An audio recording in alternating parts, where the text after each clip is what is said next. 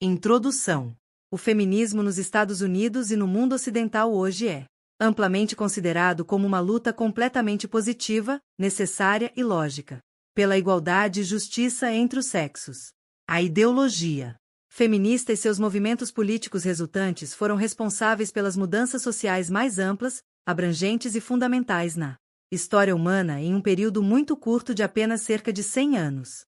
É surpreendente refletir sobre o fato de que a estrutura geral e organização das famílias humanas, governos e sociedade em geral, que eram consistentes ao longo de muitos milhares de anos de civilização, em todo o mundo foram completamente desmanteladas em menos de um século. É um fenômeno impressionante e fascinante quando você para pensar sobre isso. Não há outra mudança social revolucionária que se compare à ascensão do feminismo moderno e ao impacto infinito que ele teve na maneira como as pessoas pensam, vivem e organizam a sociedade. A ideologia feminista realmente mudou a estrutura de como os seres humanos percebem a si mesmos e uns aos outros. Ela revolucionou tudo sobre a vida humana, redefinindo o que significa ser um homem, mulher, mãe ou pai. Mudou o que vem à nossa mente quando pensamos em liderança, autoridade e poder. O feminismo realmente transformou nossa realidade em todos os aspectos e dimensões que você pode imaginar, desde o cuidado diário com nossas casas e filhos até como operamos no local de trabalho ou nas escolas. Você pode ver sua influência tão fortemente em todos os aspectos da cultura pop e entretenimento hoje que é difícil ver o infame patriarcado sem o uso de um microscópio. O poder feminino está em todo lugar na música popular. As paradas são consistentemente dominadas por cantoras e rappers cujo assunto central parece ser o poder da sexualidade feminina. Em 2020, as paradas foram absolutamente dominadas por esse tema com estrelas como Cardi B, Megan Thee Stallion, Miley Cyrus, Lady Gaga, Doja Cat, Taylor Swift, Billie Eilish e Ariana Grande, todas autoproclamadas feministas com mensagens muito fortes de empoderamento feminino e liberação sexual dominando suas músicas. Na verdade, a celebridade que mais ganhou em 2020 foi uma jovem mulher. De acordo com a revista Forbes, Kylie Jenner ganhou cerca de 590 milhões de dólares somente em 2020, superando estrelas pop e atletas masculinos por uma margem significativa com sua mega marca, que inclui um programa de TV e uma empresa de cosméticos de capital aberto. Kylie ganhou 3,5 vezes mais que o segundo colocado Kanye West, que ganhou 170 milhões de dólares. Ela é notória por transformar toda a sua aparência por meio de dezenas de cirurgias estéticas, e sua tremenda influência tornou procedimentos como injeções nos lábios e transferências de gordura populares até mesmo entre as mulheres americanas de classe média. Em uma época em que nossas vidas são dominadas por telas, e nossa percepção é constantemente filtrada pelas mídias sociais e entretenimento, é difícil encontrar um retrato de mulheres que não seja definido pela liberação sexual feminista, quando nossas avós não tinham tal coisa. Em apenas algumas gerações, a vida das mulheres, e portanto a vida de todos, mudou mais do que nunca mudou nos últimos 2 milênios. É impossível quantificar um afastamento tão astronômico do resto da história humana, mas apenas um século após a aprovação da 19ª emenda, uma pequena faixa de tempo no contexto de muitos milhares de anos de história humana, podemos dizer com certeza que o feminismo fez mais do que qualquer outro movimento social para mudar todos os aspectos de nossas vidas. É quase sempre simplesmente assumido que essas mudanças astronômicas foram boas. Até mesmo questionar se inverter a ordem social da história humana num piscar de olhos foi realmente bom para a sociedade ou para as mulheres resultará em acusações raivosas de misoginia e ignorância. É tabu perguntar se o feminismo realmente tornou a vida melhor para as mulheres. É simplesmente assumido e insistido. Ser cético quanto à bondade inerente do feminismo é odiar as mulheres e desejar seu abuso e escravidão. Basta tentar ser crítico de qualquer aspecto do feminismo em público ou online, e você será recebido com fúria e indignação, com insultos e acusações sendo lançados em sua direção. Isso é especialmente verdadeiro na academia, onde os estudos femininos e os estudos de gênero tiveram uma ascensão meteórica em popularidade. De acordo com o National Center for Education Statistics, o número de diplomas de estudos femininos e de gênero aumentou em mais de 300% de 1990 a 2015. Entre a elite acadêmica, o feminismo é tratado como dogma sagrado, e questionar a nobre luta pela igualdade entre os sexos é tratado como heresia. Isso alienou algumas feministas da segunda onda, como Camille Paglia, que disse em uma entrevista com a revista Playboy em 1995, o feminismo traiu as mulheres, alienou homens e mulheres, substituiu o diálogo pelo politicamente correto. Mesmo como professora na University of Arts na Filadélfia por mais de 3 décadas, Paglia frequentemente se viu evitada e repreendida por criticar o feminismo. Este é precisamente o tipo de pensamento dogmático e conformista que Paglia despreza, e eu sinto um senso de camaradagem com ela neste assunto, já que tenho sido sujeito de uma reação odiosa e desagradável ao longo dos anos por ousar questionar o feminismo como a religião salvadora da mulher. O propósito deste livro é examinar o feminismo e as mudanças do último século e meio na cultura ocidental, e na América em particular, em um esforço para avaliar se essas mudanças foram um resultado positivo geral para as mulheres e a sociedade, e também para descobrir as verdadeiras raízes do movimento feminista.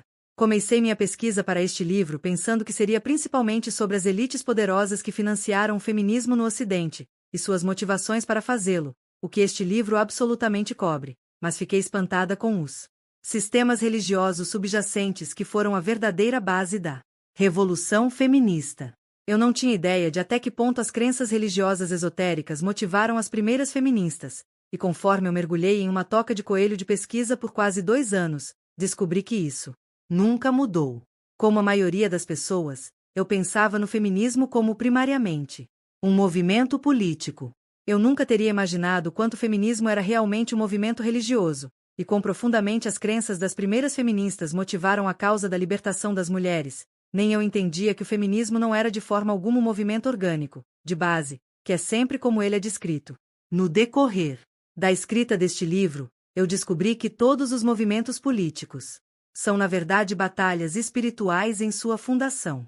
Como a maioria das pessoas, eu presumi, devido a uma vida inteira de propaganda e programação feminista, que o feminismo surgiu naturalmente da insatisfação das mulheres com suas vidas antes da 19ª emenda. Não só isso não é verdade, mas a vasta maioria das mulheres era contra o sufrágio, e os ideais do feminismo completamente antes da propaganda feminista ser ensinada em escolas e universidades, transmitida na TV e espalhada por música e filmes. O feminismo era, de fato, muito impopular entre a maioria das mulheres na América e no Ocidente até a década de 1960, como eu irei demonstrar mais tarde. Então, se o feminismo não foi o resultado de mulheres em todos os lugares exigindo libertação de sua situação terrivelmente infeliz e intolerável antes da libertação das mulheres, então como ele surgiu? Capítulo 1. Origens, primeiras religiões antigas. Adoração à deusa e bruxaria. Para entender o movimento político moderno que chamamos feminismo, precisamos voltar ao começo. As primeiras ideias religiosas pagãs deram origem ao feminismo, e é sempre do paganismo e do ocultismo que as ideias e movimentos feministas emergem. O que é o oculto, afinal? A palavra oculto significa simplesmente oculto, mas quando me refiro ao ocultismo, estou falando de crenças religiosas que afirmam ter conhecimento oculto, ou que afirmam permitir que o praticante ganhe esse conhecimento, poder ou deificação pessoal divina de sua prática. Esta é a razão pela qual o feminismo nasce da crença oculta, porque, em sua essência, o feminismo busca fazer das mulheres deusas sobre os homens, ou, no mínimo, divinizar as mulheres. A própria essência do pensamento feminista é uma visão de mundo onde mulheres e homens lutam pelo domínio. Esta é a dialética hegeliana mestre-escrava, e define a luta feminista, não importa quantas vezes as feministas queiram nos convencer de que é sobre igualdade. O feminismo, em várias formas, apareceu ao longo da história humana. No entanto, são apenas os avanços tecnológicos modernos que tornaram possível que o feminismo se tornasse a ideologia política dominante e aceita que governa a sociedade. Como acontece agora. Mais sobre isso depois, mas por enquanto vamos explorar as origens do feminismo encontradas nas religiões mais antigas do mundo. A adoração à deusa já foi parte de muitas das religiões mais antigas do mundo. Você pode encontrar elementos de adoração à deusa no hinduísmo, budismo tibetano, Antigo Egito, Grécia e Roma, bem como no misticismo e paganismo judaico, entre outros. Essas figuras de deusa representam tudo, desde amor, criação e maternidade até sensualidade, guerra e morte. A adoração à deusa está passando por um grande renascimento. de acordo com a ascensão do feminismo moderno, e é por isso que é importante entender de onde vêm esses mitos e por que as mulheres no Ocidente os estão revivendo em uma era moderna que normalmente pensa em mitos antigos como supersticiosos. Wicca e outras formas de bruxaria são as religiões que mais crescem nos Estados Unidos. Isso se deve diretamente a muitas décadas de propaganda feminista, demonizando religiões tradicionais como o islamismo e o cristianismo como patriarcais e opressivas para as mulheres. O cristianismo tem sido o principal alvo das feministas devido à sua dominação no Ocidente.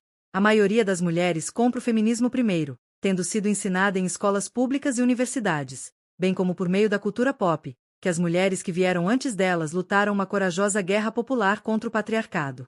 Dizem a elas que é somente por causa dessas corajosas mulheres e tudo o que elas sacrificaram que você tem o direito de falar ou colocar palavras no papel. Portanto, você tem o dever de continuar essa luta.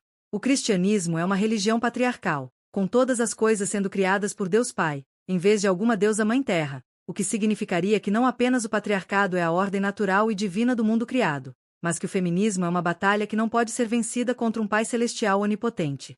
Então, as feministas precisam encontrar uma nova religião que se encaixe em sua visão de mundo feminista, e o cristianismo se torna um inimigo e um alvo de destruição para praticantes mais sérios de bruxaria, estudiosas e intelectuais feministas, interessadas em sistemas religiosos que podem substituir o cristianismo patriarcal, adoram a adoração de deusas antigas porque, como estou prestes a demonstrar, ela é repleta de seres sobrenaturais femininos vingativos, cuja principal motivação sempre parece ser a dominação de homens e deuses masculinos.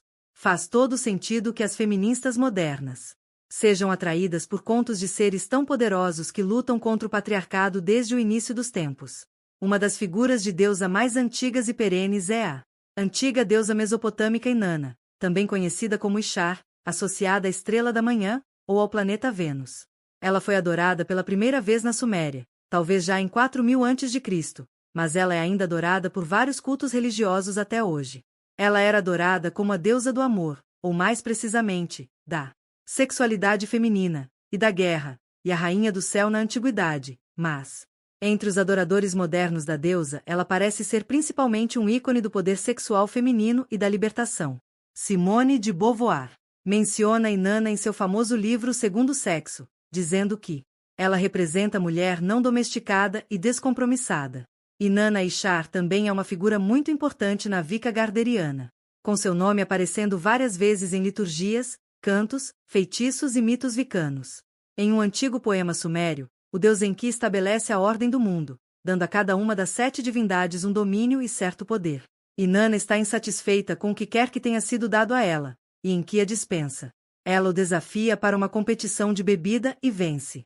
Enki desmaia, dando a Inanna a oportunidade de roubar os Mes, ou as regras da civilização.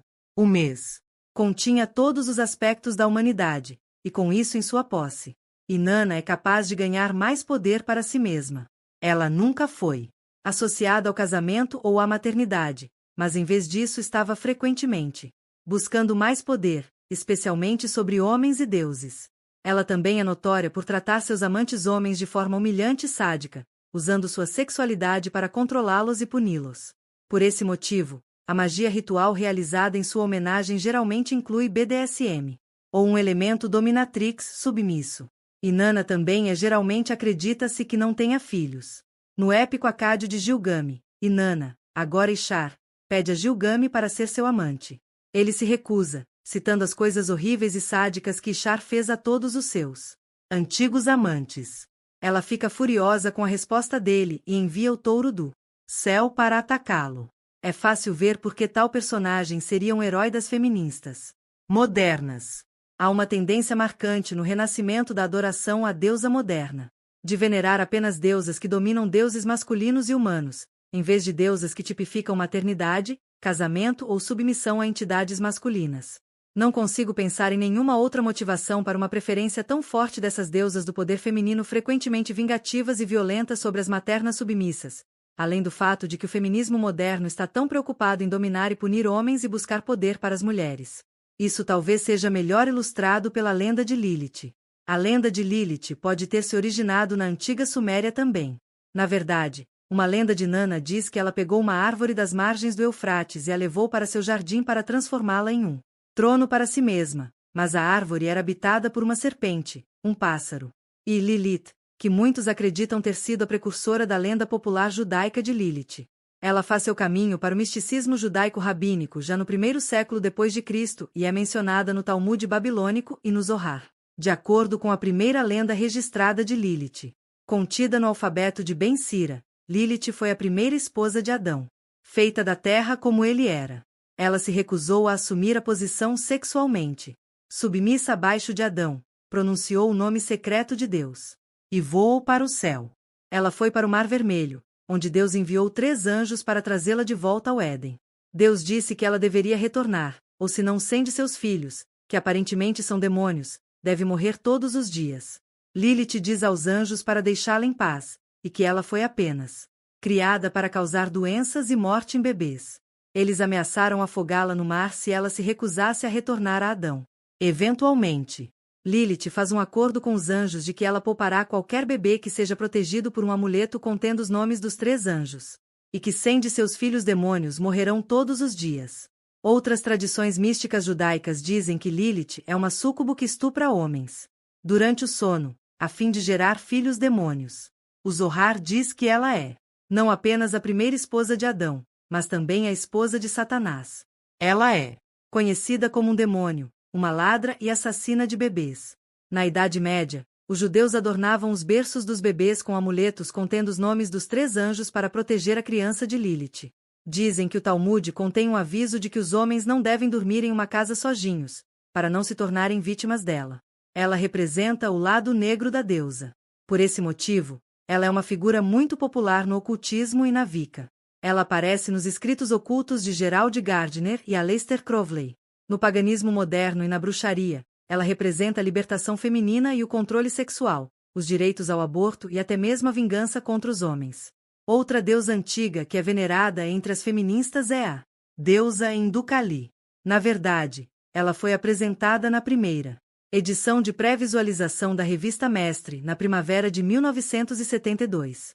No início, ela me pareceu uma escolha muito estranha para a capa de estreia de uma revista feminina no início dos anos 1970, que era comercializada para donas de casa, mas considerando tudo o que aprendi sobre a verdadeira natureza e objetivos das feministas desse período, ela é a escolha perfeita. Kali é a mãe negra e a plenitude do tempo feminina, representando sexualidade, criação, morte e destruição. Você já percebeu um padrão aqui? Ela aparece pela primeira vez na religião hindu, por volta de 600 d.C. como uma ceifadora furiosa e sanguinária de guerreiros em um campo de batalha. Ela é retratada como tendo de 4 a 10 braços, geralmente segurando espadas e cabeças de homens decepadas. Ela também usa uma guirlanda de cabeças de homens decepadas em volta do pescoço, e um cinto de braços humanos decepados em volta da cintura. Ela assume uma forma intencionalmente aterrorizante, com cabelos pretos selvagens e rebeldes, simbólicos de desafio e desobediência às expectativas dos homens e deuses masculinos. Seus olhos estão bem abertos e intensos. Sua pele é azul meia-noite ou às vezes até preta como o céu noturno, sua língua se projetando longe para consumir o sangue de seus inimigos em batalha, a quem ela frequentemente devora. Ela está embriagada de sede de sangue, e seus brincos são os cadáveres de crianças. Ela é frequentemente retratada de pé sobre o peito de seu consorte masculino, o deus Shiva, que uma vez teve que se jogar sob seus pés, arriscando sua própria destruição, para tirá-la de uma fúria assassina que ameaçava acabar com toda a vida na Terra. Do século XIII ao século XIX, uma gangue de ladrões e assassinos profissionais que adoravam Kali aterrorizou o subcontinente da Índia.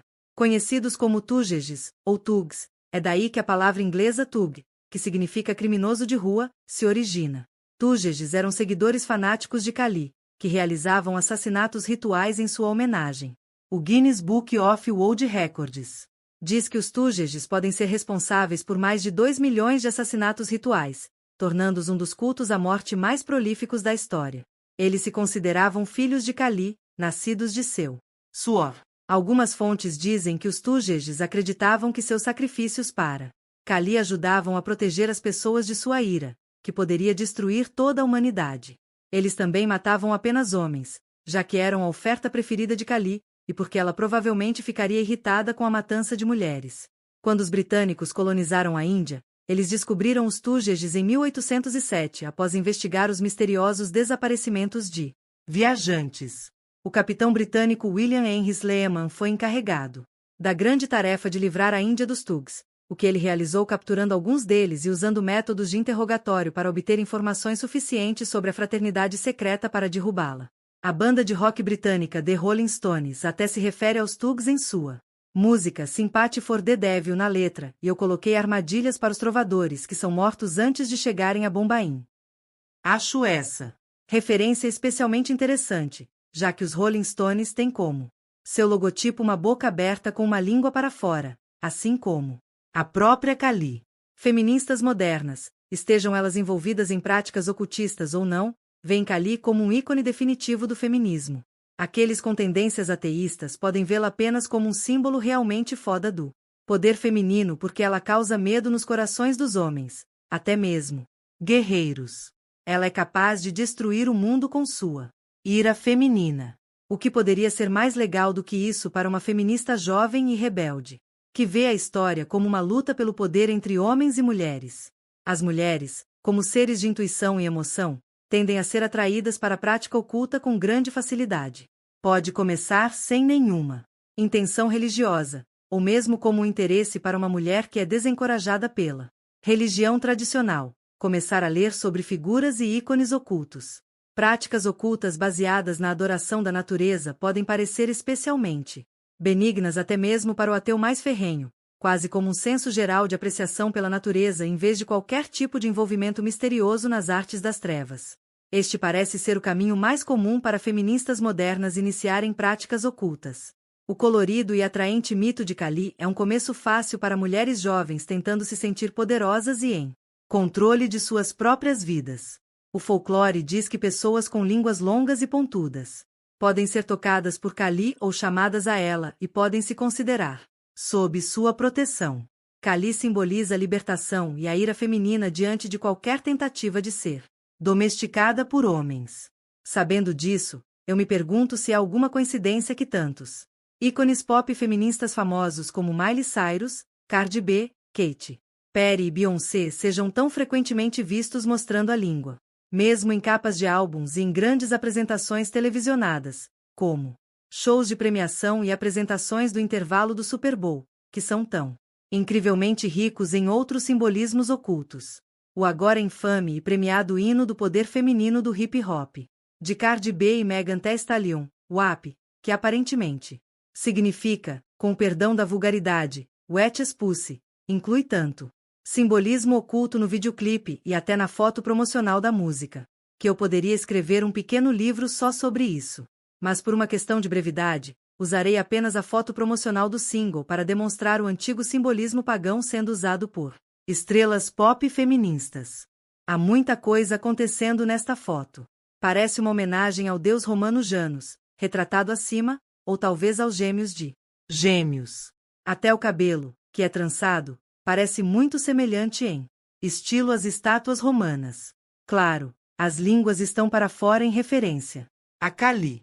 As duas mulheres estão se espelhando, o que é um conceito oculto muito popular. Espelhos são usados em adivinhação, dizendo futuro ou vidência. Quase todo mundo já ouviu falar de espelhos mágicos como o do conto de fadas, Branca de Neve. Espelhos têm sido usados em magia oculta desde o Antigo Egito, mas imagens espelhadas podem representar dualismo, inversão ou, no caso de Janus, ver o passado e o futuro. Seus olhos estão fechados, o que pode ser uma referência a segredos, significados ocultos ou até mesmo ao deus dos sonhos, Morfeu. Agora, essas estrelas pop sabem exatamente o que estão fazendo aqui? É difícil dizer. Alguns podem, outros não. Mas caso você ache que toda essa coisa boba de adoração a Deus antiga é um absurdo risível que você nunca levaria a sério, você deve entender que há muitas pessoas hoje que levam isso muito a sério. Mesmo em uma era de avanço tecnológico e ceticismo científico, as pessoas ainda precisam de algo em que acreditar. Elas ainda precisam de um sistema de valores e crenças sob o qual operar. Para feministas radicais, alguma forma de bruxaria pagã é um ajuste natural. Há um renascimento incrível do paganismo e da bruxaria acontecendo nos Estados Unidos e em partes da Europa agora. Há muita confusão sobre o que é bruxaria. Você pode pensar em caldeirões borbulhantes, chapéus pontudos e túnicas longas. Embora essas coisas estejam presentes na bruxaria moderna, é muito mais comum que praticantes de bruxaria moderna tenham empregos normais das 9 às 5 e pareçam qualquer outra pessoa que ande pela rua. A bruxaria se enquadra na categoria de religiões pagãs, que fazem parte de um guarda-chuva maior do ocultismo. Em geral, os praticantes de bruxaria acreditam em forças sobrenaturais que governam a existência e que esses poderes podem ser aproveitados ou manipulados para projetar a vontade do praticante no mundo. Feitiços, orações, invocações, rituais, cerimônias e cânticos são os veículos pelos quais alguém pode projetar sua vontade e fazê-la se manifestar em sua própria vida. Existem tantos sabores de bruxaria quanto você pode imaginar, principalmente porque não há um dogma central e único de bruxaria. A prática solitária é bastante comum e, embora existam templos, grupos e organizações que praticam juntos, a natureza do neopaganismo não é hierárquica e não se presta a estrutura, regras rígidas ou autoridade. É naturalmente anti-autoritário, rebelde, não conformista e revolucionário. Isso o torna extremamente atraente para jovens. Mulheres que foram bombardeadas durante toda a vida com a ideia de que as instituições da sociedade são inerentemente opressivas para as mulheres, que há um poder que foi roubado delas e que elas devem recuperar.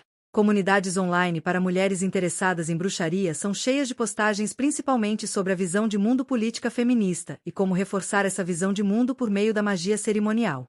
Não importa onde você olhe nos lugares onde feministas ou bruxas se reúnem, uma nunca está divorciada da outra.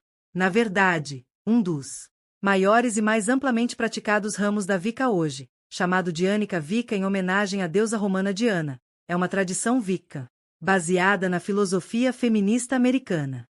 Esta tradição foi fundada na década de 1970 por uma figura interessante chamada Zuzana Budapest. Nascida na Hungria em 1940 como Zuzana Moxey, ela fundou o Susan B. Anthony Coven em 1971 como a alta sacerdotisa do primeiro Coven de bruxas, somente mulheres na América moderna após emigrar para os Estados Unidos e frequentar a Universidade de Chicago. Mais adiante neste livro, a Universidade de Chicago surgirá novamente, pois é central para o desenvolvimento do feminismo marxista nos Estados Unidos.